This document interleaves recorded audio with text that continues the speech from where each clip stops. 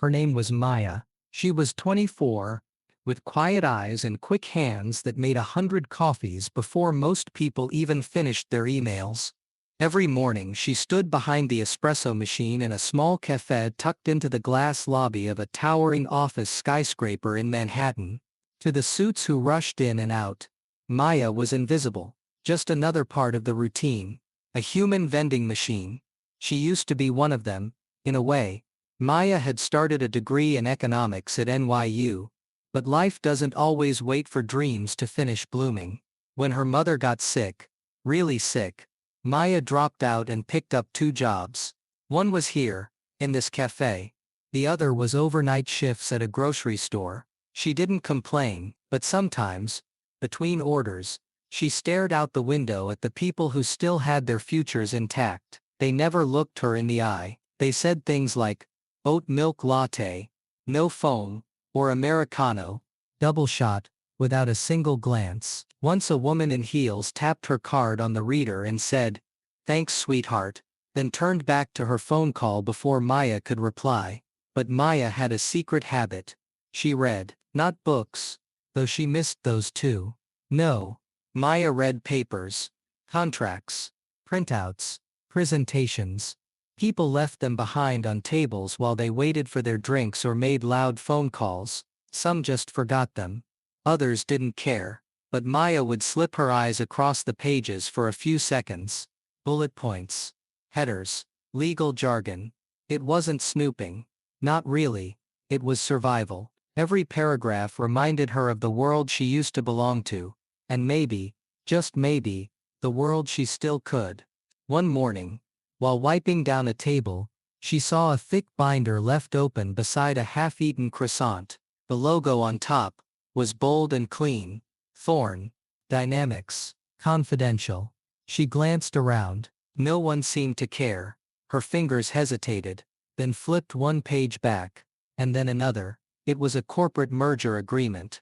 48 pages. And on page 12, her eyes stopped. Something looked off. She tilted her head. Read it again. A licensing clause, technical and obscure.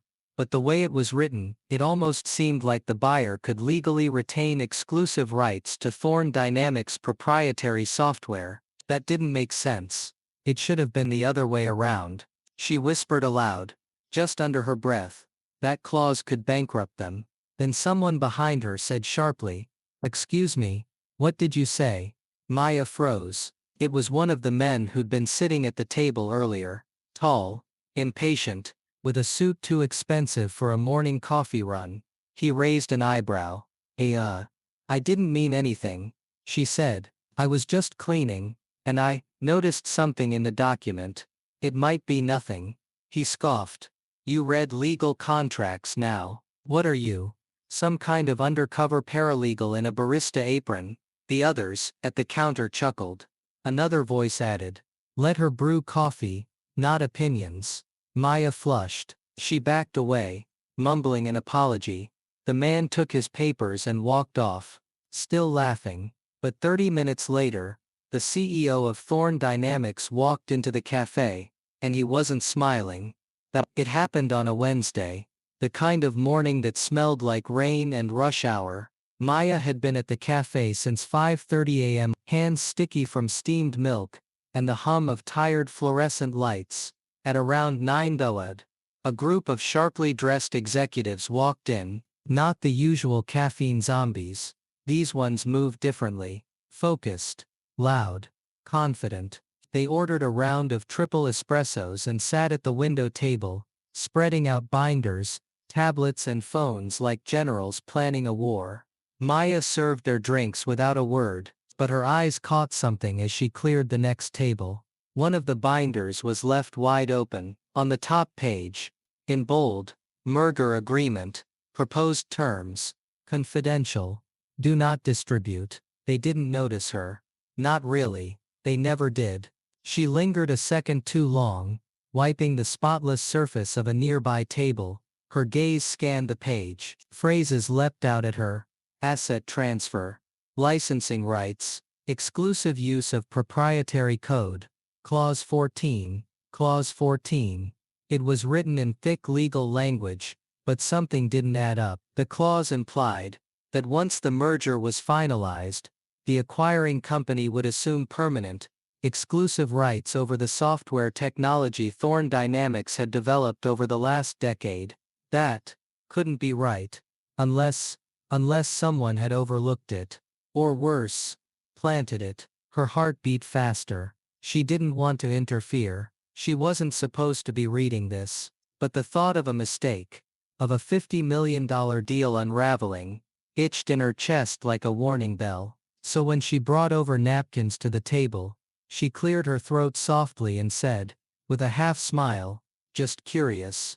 Are you guys absolutely sure Clause 14 won't backfire? I mean, exclusive rights language like that can be tricky, especially when the IP's the most valuable part." There was a pause. One of the men, mid-40s, with salt and pepper hair, and a Rolex that gleamed like a trophy, looked up from his tablet. His expression curled into something between amusement and irritation. "I'm sorry, what?" he asked. Maya shrugged slightly. "I just happened to notice that part. It reminded me of something we studied in contract law." Another one laughed. "What is this legal advice with latte art?" The man with the Rolex chuckled and leaned back. "Well, look at that. We've got ourselves a barista/attorney." Someone added. "Too smart for the espresso machine." Huh? Maya's cheeks burned. She looked down, wiping her hands on her apron. The first man raised his cup and said, "Thanks for the coffee, counselor, but maybe stick to the steam wand." They all laughed. Maya nodded, backed away, and returned behind the counter. But something inside her said they should have listened, and that something small, quiet but certain, was about to change everything. It was just past 10 a.m. when the cafe door opened again. But this time, everything felt different. He didn't order anything. He didn't look at the menu. He walked in like a man who already knew exactly what he needed. Tall, imposing, clean cut. His dark tailored suit was sharper than anything Maya had seen that morning. The few customers in line instinctively stepped aside. Even the air seemed to hold its breath. Maya glanced up and froze. She recognized him instantly from the business magazines she used to read in college libraries. Elliot Thorne, founder and CEO of Thorne Dynamics. A man whose signature could move markets. And now he was walking straight toward her. "Maya, is it?" he asked calmly. She blinked. "Yes, sir." He placed a hand on the counter and said, "I need you to come with me." She glanced toward her manager, who was too stunned to speak. Elliot nodded. "It's not a joke. I believe you just saved my company from the biggest legal disaster in its history." Maya's lips parted. "What do you mean?" "I just got off a call with my legal team," he said. "Clause 14, you caught it before they did, and I want to know how." The entire cafe went silent. Even the espresso machine seemed to hush. Maya looked around, nervous. "I didn't mean to cause any trouble. I just noticed it when I was wiping the table. I used to study economics. Before I had to stop." He studied her. "You saw it in a glance." She nodded slowly. It didn't make sense. The language around proprietary rights, it was reversed. Looked intentional. If your team signed off on that clause, the buyer would have taken everything you've built legally. You wouldn't have been able to undo it. One of the baristas dropped a spoon behind her. Someone gasped. But Elliot didn't blink. Instead, he turned and motioned to someone outside the cafe. A man in a gray suit stepped in, holding a leather briefcase and a tablet. "My general counsel," Elliot said. "He's here to confirm exactly what you saw." The lawyer walked over, already pulling up a document on his screen. 10 minutes later, he looked up and whispered, "She's absolutely right. The clause is a trap. If we had signed today, we would have lost the IP within 6 months." Elliot stared at Maya. Not like she was a barista. Not even like she was a genius. He looked at her like she mattered. Then he said one thing that made the entire cafe fall apart. "Miss, would you consider coming upstairs with us?" We may have a job to offer you. They stepped into the elevator together. Maya, the CEO, and his lawyer. Her heart thudded against her ribs like it was trying to escape. She had never been past the lobby, never touched the elevator buttons marked with gold lettering, never imagined this moment. The top floor. Executive level. Silence lined the hallway like velvet. The glass doors opened into a boardroom that looked like a spaceship. Sleek, chrome table, panoramic windows, and 12 people in suits who turned in unison. And among them, the same men who had laughed at her just hours ago. Their expressions shifted instantly. Shock, embarrassment, and a flash of fear. Elliot walked in without breaking stride, and said flatly, "Gentlemen, meet Maya." She found the trap in clause 14. You didn't. No one spoke. The man with the Rolex. He wasn't laughing now. His mouth opened slightly, as if trying to form words, but nothing came out. One of the others murmured, "Wait." The barista. Maya didn't flinch. She just stood there, her apron still dusted with espresso grounds, her hands clasped tightly in front of her. Elliot nodded to his lawyer. "Show them." The contract appeared on a screen at the front of the room. Highlighted. Annotated. And there, under a massive red box, was the clause that nearly ruined them all. One executive leaned back and whispered, "Jesus." Another cursed under his breath. Elliot turned to the group. You've had this document for over a week. How many of you read clause 14 in full? Nobody answered. Because Maya did, he said, while serving your coffee. For $12 an hour. The silence was brutal. Elliot looked at her. You didn't just notice a typo. You caught a structural flaw. One designed to strip us of our leverage, our code, and possibly the entire deal. That clause was buried for a reason. He turned back to the room. And she's the only one in this building who caught it. Maya felt her knees tremble, but she didn't let it show. She just watched as the faces of the powerful shifted from smugness to shame. She had been invisible that morning. Not anymore. Elliot walked over to her and handed her a simple business card. This is my direct line. No HR, no recruiter. If you want to work with people who listen when you speak, call me. Then he added, loud enough for everyone to hear. You've earned more today than most people in this room.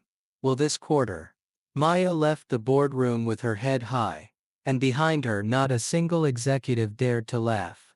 She sat alone in the park 2 blocks away, the business card still pressed between her fingers. Maya couldn't stop staring at it. The ink felt warmer than it should, like it carried weight. His name, his number. One call and everything might change. But doubt whispered louder. What if it was a publicity stunt? What if it was pity? What if the moment passed the second she left that building? Her phone buzzed. Unknown number. She hesitated, then answered. Maya came Elliot's voice. Calm and composed, you didn't call. I assume you're thinking things over. She paused. I don't know if I belong in that room. You do, he said, without missing a beat. You saw what others didn't. That's not luck. That's instinct. I didn't finish school. I've hired MBAs who missed what you caught. Degrees don't teach hunger. She took a deep breath. What kind of job is it? He chuckled softly. Let's start with something simple. A contract analyst role. You'll report to my legal team directly. 6 figures. Benefits. Tuition reimbursement. If you want to go back to school. And one condition. What's that? You stop apologizing for being brilliant. Maya smiled. In spite of herself. Then her stomach dropped. I can't just quit. I mean, I have rent. And my mom. She's sick. I've been the only one working. I can't afford to fail. Elliot's voice softened. You won't. But even if you did, I promise someone like you will never stay down for long. That's what people like me are finally learning. She closed her eyes. The noise of the city around her faded. Then she stood, brushed the crumbs off her apron, and looked up at the towering glass building in the distance. For the first time in years, it didn't look like a wall. It looked like a door. The office smelled different when you weren't carrying a tray. Maya stepped off the elevator in a blazer 2 sizes too big. A thrift store find she'd ironed for an hour. Her old sneakers squeaked on the marble floor. She still felt like an imposter in someone else's story. But the receptionist greeted her by name. The badge she received didn't say visitor. It said contract analyst. Her new team was younger than she expected. Smart. Sharp. Over-caffeinated. They spoke in acronyms and code words. NDA. MNA. Red lines. Loopholes. But when she listened, really listened, the same way she had with customers ordering oat milk lattes, she realized something. They were fast. But they missed things. They didn't ask why a clause existed. Only if it was standard. Maya asked why. And that made people notice. One weekend she caught another clause. This time in a vendor agreement. That would have opened them to a 7-figure lawsuit if deadlines slipped. Her supervisor praised her in front of the team. Someone clapped. It felt surreal. But with success came whispers. She's the barista, right? Someone murmured in the elevator. Fast-tracked. CEO's pet project, said another. Maya heard it. She smiled anyway. Because they didn't know about the nights she stayed late reading entire contracts line by line, Googling every term. They didn't see the post-it notes on her apartment walls, or how she recorded legal podcasts while doing dishes. They didn't know what it felt like to be invisible for so long that you learned to watch everything. Elliot stopped by her desk one afternoon. No announcement. Just placed a manila folder in front of her. This, he said, is what I want you on next. And Maya? She looked up. He smiled. You're not the barista anymore. You're the sharpest eyes in the building. 6 months later, she was back in the cafe, but this time, she was in heels, a fitted navy blazer, and a bag slung over her shoulder that cost more than a month of her old rent. The new barista looked nervous when Maya ordered. She smiled reassuringly. No foam. Just like I used to make it, she said with a wink. A few heads turned. People recognized her now. Some looked surprised. A few nodded in quiet respect. But Maya didn't come for coffee. She came for closure. On the corner table, the same place those execs had once laughed at her, she pulled out a file. Not just any file. A proposal she'd helped shape from scratch. A partnership that would bring affordable legal services to underserved communities. The idea was hers. And this time, her name was on the first page. As she waited for her meeting, her phone buzzed. It was a message from her mother. I'm proud of you. And the doctor says the treatment's working. Maya felt her throat tighten. She had a lot more to do. But now, people listened. And the moment everything had changed, it wasn't the job offer. Not the money. Not even the praise.